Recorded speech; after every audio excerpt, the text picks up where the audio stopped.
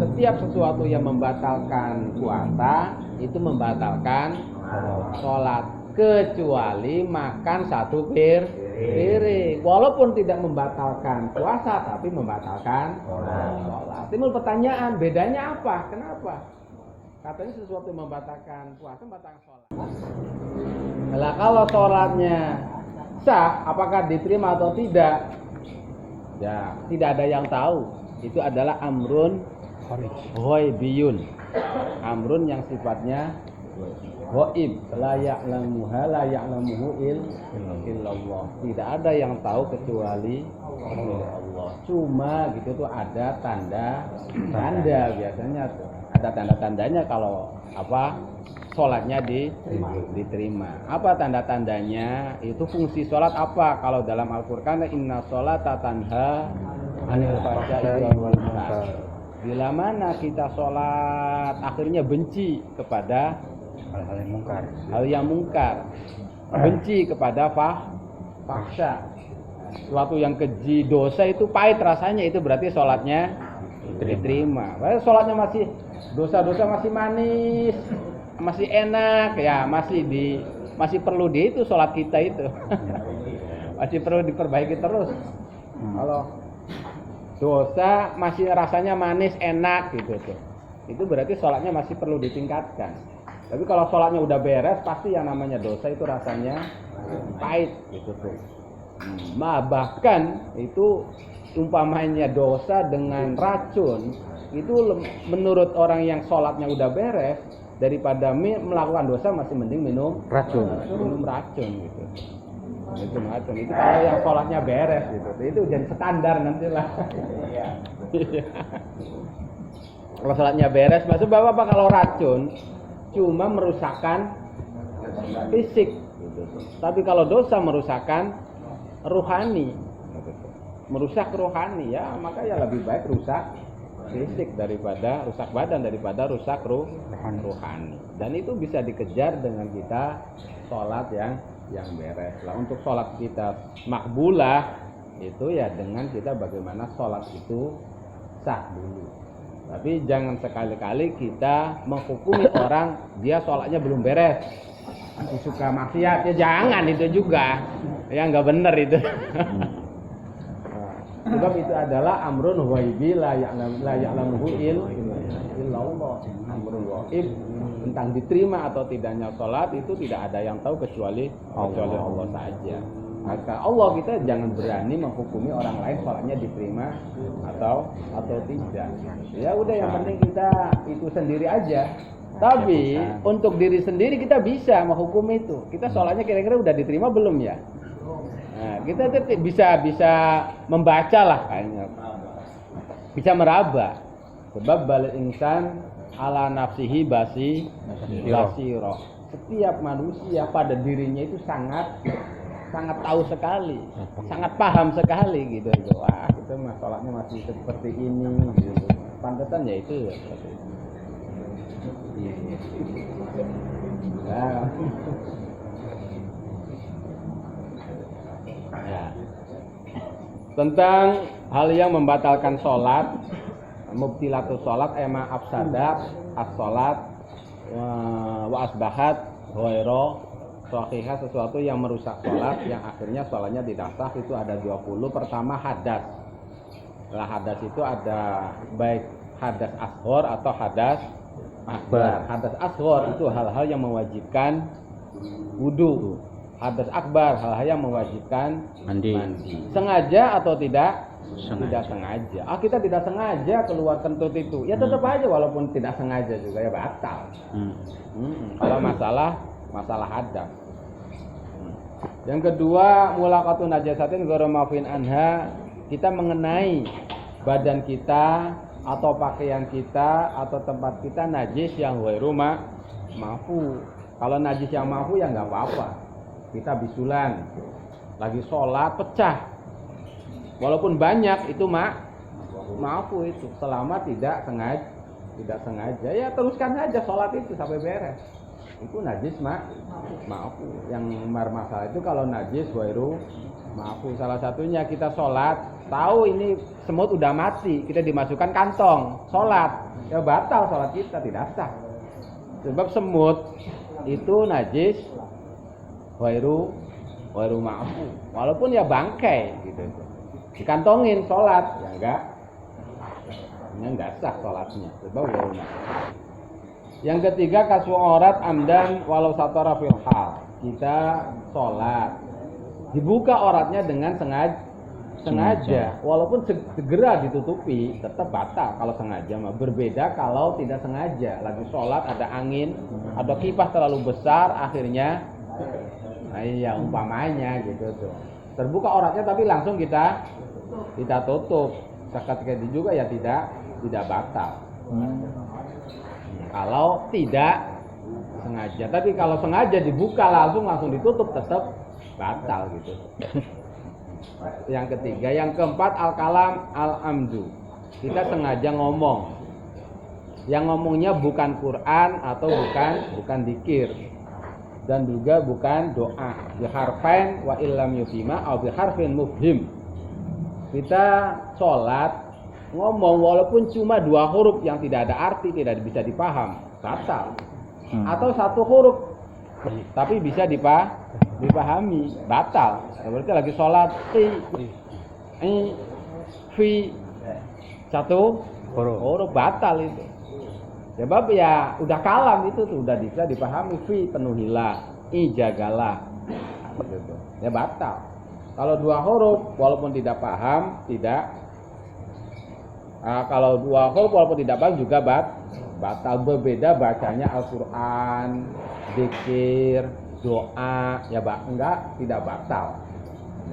Sebab itu namanya bukan kalam. Jadi beda kalam menurut nahwu dengan kalam menurut fikih. Nah, kalau menurut nahwu ja'a zaidun kalam. Menurut fikih juga kalam. Tapi alhamdulillahirabbil alamin arrahman sampai Al-Qur'an itu bukan kalam menurut fikih. Menurut fikih bukan sebab apa? Tidak abtolas salat gitu tuh. Tidak membatalkan salat. Bukan kalam. Baca Al-Qur'an menurut fikih, sebab yang namanya kalam menurut fikih kullu ma abtalas, setiap sesuatu yang membatalkan salat itu adalah kalam. Walaupun cuma 1 huruf atau 2 huruf yang tidak paham. Seperti fa menurut fikih kalam bukan? Kalam menurut nahwu bukan kalam. Sebab menurut nahwu belum berfaedah. Tapi menurut fikih sudah membatalkan. Ya wis lah, ini kanggo anu bae ya. Keselingan.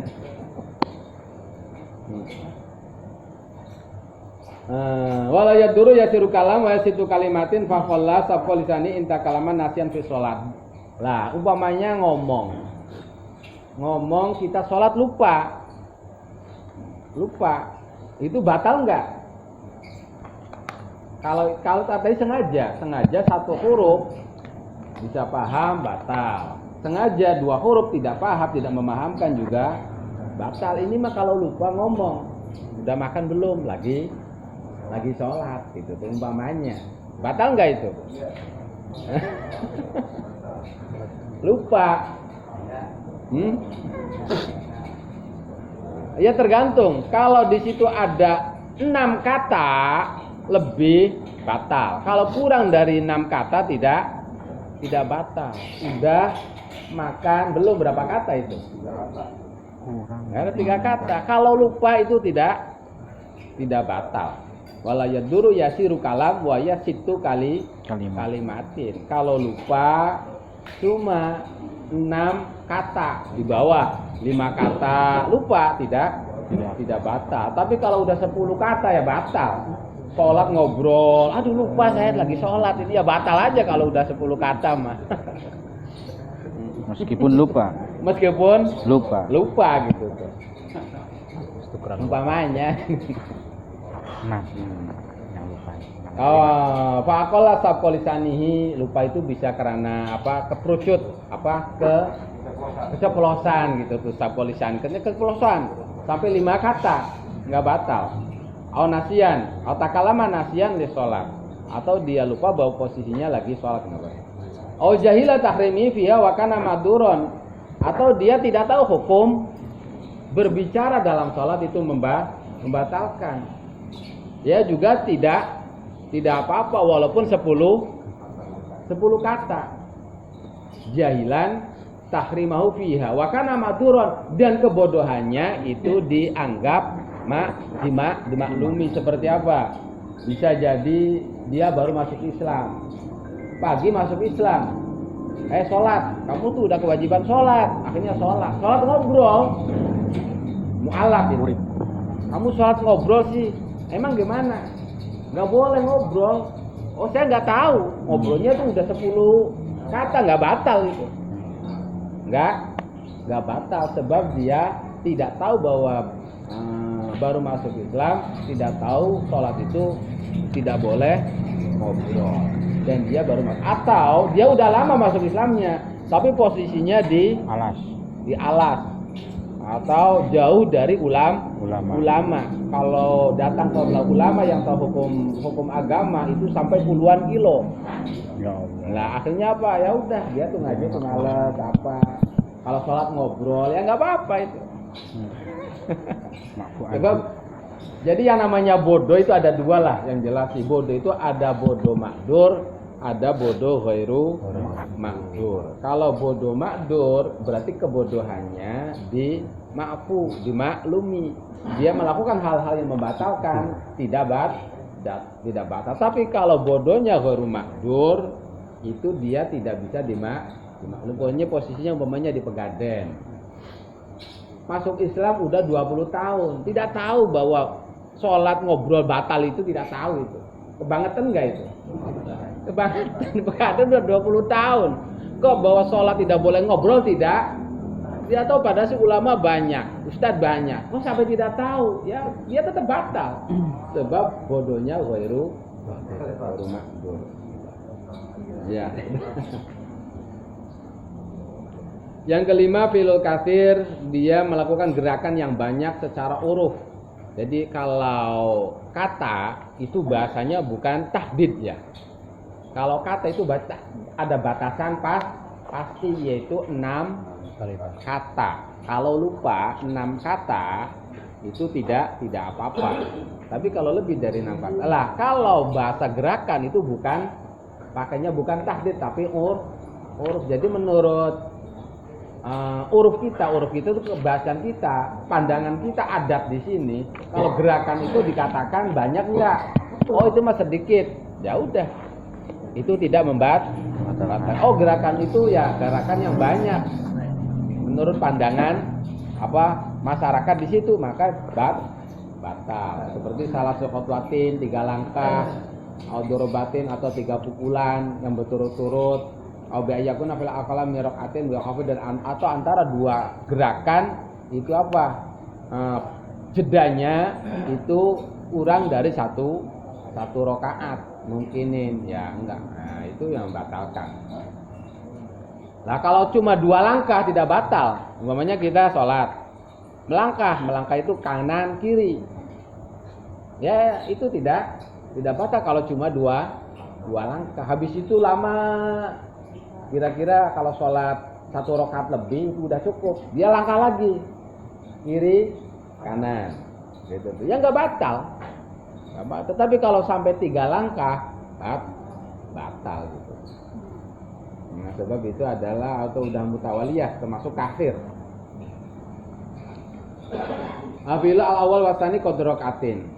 Jadi jedanya antara gerakan 1 dan gerakan 2 dianggap itu tidak dikatakan nyambung, dianggap tidak satu bila mana jedanya kurang daripada 1 rakaat. Kalau lebih dipakai untuk 1 rakaat maka dianggap pisah antara satu gerakan dengan yang lain. Itu standarnya gitu. Wal wasbah, kita ngelompat, atau takhriu jamil badan, kita lompat ya batal sholatnya walaupun cuma satu kali. Atau kita takhriu jamil badan, menggerakkan semua badan ya batal walaupun gori nakli kodameh, walaupun dengan tanpa memindahkan kedua telapak telapak kaki, goyang aja, gitu tuh, goyang, akhirnya menggerakkan semua badan, ya batal. Hukumnya kakumul fi'il, sebab hukumnya seperti hukum gerakan yang banyak. Adapun gerakan yang sedikit seperti cuma 2 langkah atau dorbaten, pukulan, itu fala tubtilu biha sholat. 2 pukul tidak membatalkan sholat. Dan yang keenam adalah al-inhiraf anil kiblat, kita berpaling dari arah kiblat. Walau bisodri, walau dengan dadanya, baik kanan atau kiri. Hatta law harba insan kohron, walaupun dipaksa. Ada orang gurau lagi sholat, di dadanya dihadapkan ke timur, ke selatan atau ke utara, dipaksa, tetap batal. Tetap batal. Law harba insan kohron batalah sholat. Walau ada angkor, walaupun dia dihadapkan ke utara, langsung menghadap ke barat lagi, tetap batal. Walaupun ya kohron, dia dipaksa. Nah, dipaksa itu ya tidak sengaja lah oleh orang lain. Yang keenam adalah atityan bimuftir, dia melakukan hal yang membatalkan puasa. Semua yang membatalkan puasa itu membatalkan sholat. Pokoknya apa aja yang membatalkan puasa itu membatalkan sholat. Seperti makan, minum, uklin. Nah, kalau uklin berarti makanan, kalau aklin berarti makan. Kalau uklin berarti makanan. Kalau aklin berarti makan gitu. Ya namanya makanan dan makan kan beda ya. Iya. Pokoknya sesuatu yang membatalkan puasa itu membatalkan sholat. Makan qalilan au katsiran amdan au asola udan, atau kita memasukkan ud itu kayu atau jarum ke mulut sampai masuk sampai ke batin, atau kita masukkan jarum ke telinga sampai masuk ke dalam, atau masukkan ke hidung, ya batal sholatnya gitu. Sebab dia membatalkan puasa. Atau memasukkan jarum ke liang kemaluan laki-laki, dimasukkan sampai 10 cm masuk umpamanya gitu tuh, ya batal gitu tuh. Sebab itu membatalkan puasa. Walau bira haroka, walaupun dengan tanpa gerakan. Sebab li anna haroka wahdah fi'lun. Sebab antara gerakan itu hal yang membatalkan sendiri, dan masuknya sesuatu ke dalam juga hal yang membatalkan yang lain. Yang kedelapan, uklu wasyurbu al-katsir urfan, makan minum yang banyak secara uruf. Tadi kalau kita makan minum sedikit dalam sholat tidak batal. Berarti makan sedikit, minum sedikit itu seperti gini, bukan makan sedikit itu ada piring terus dimasukin, enggak gitu. Umpamanya kita habis makan, di sela-sela gigi ada sisa makanan, akhirnya jalan-jalan lidahnya itu nemuin makanan ditelen, pas ditelen, aduh saya lagi sholat ini, lah itu tidak batal. Tapi sadar bahwa dianya lagi sholat, tetap aja ditelen, lumayan, ya batal itu mah mainnya gitu, ya batal gitu, batal. Lah umpamanya ada makanan sholat, ada makanan satu piring, habis dimakan, habis beres, kenapa mau makan? Lupa saya sedang sholat itu. Lupa, batal enggak? Batal. Walaupun lupa, ya habis satu piring gitu. Iya, lagi sholat ya habis satu piring makan. Ditanya kenapa sholat makan, lupa sayanya. Ya tetap aja batal. Beda kalau puasa habis 2 piring pun ya nggak batal gitu. Kalau puasa mah habis 2 piring tidak batal. Tapi kalau puasa, kalau sholat walaupun habis 1 piring ya batal. Sebab yang 1 piring kan termasuk banyak ya, banyak gitu. Nggak banyak. Iya. Nasyan li sholat, au makruhan. Atau dia dipaksa, oh jahilan takrimat dalim madul yang kerislah, oh nasya baitan ulama. Ya udah tetap batal gitu.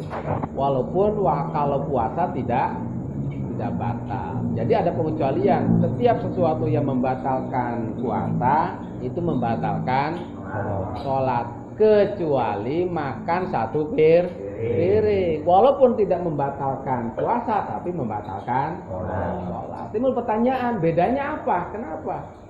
Katanya sesuatu yang membatalkan puasa, membatalkan sholat. Tapi kalau makan satu piring, puasa kan tidak. Tapi kenapa sholat tetap batal? Oh, di sini apa? Ulima mimma hada qabla an kata salat wa salat ilal aqra subha akhir manisyan aw jal ikrah wal farqu baina salana hay subha talab bima dzikra dunaka li anna shaim la taksiru minhu bidzalik. Sebab bila mana orang puasa itu tidak dikatakan dia sembrono. Salat puasa tanggal 1. Pas bangun tidur lapar langsung makan, habis satu piring. Ingat semalam saya sahur gitu. Ini ya nggak batal itu. Nggak batal itu, tidak ada taksir sama sekali. Berbeda idlaisa, sebab di dalam puasa itu tidak ada hayat, tidak ada bentuk gerakan yang membuat dia ingat bahwa dianya posisinya lagi puasa. Walahiyah dan sholat dan yang namanya puasa itu tidak punya bentuk gerakan yang khusus. Beda dengan sholat. Itu kalau sholat itu ya punya hayat, punya gerakan, ya sujud, ruku, berdiri kan jelas itu mas. Kok sampai lupa gitu tuh makan satu piring gitu. Dan juga punya hayat, punya afal, ruku, sujud, kok sampai lupa, ya taksir di situ dengan sholatnya maka tetap Innalah hayatu mudakaru ya data apa mandu mafil kafir. Ya tahu. Dan itu akan merusak runtutan sholat. Adapun makan minum yang sedikit karena lupa atau bodoh maka tidak batal sholatnya. Bikhlafil mukroh. Orang yang dipaksa makan cuma satu suap. Itu satu suap itu sedikit atau banyak itu? Sedikit. Dipaksa ini mas. Makan, telan, batal nggak? Sedikit itu, batal, walaupun sedikit. Beda dengan dia lupa atau dia bodoh. Jadi makan sedikit itu ada kalanya dia lupa, ada kalanya dia bodoh, ada kalanya dia dipaksa. Kalau dia lupa atau dia bodoh itu tidak tahu hukumnya makan sedikit itu batal.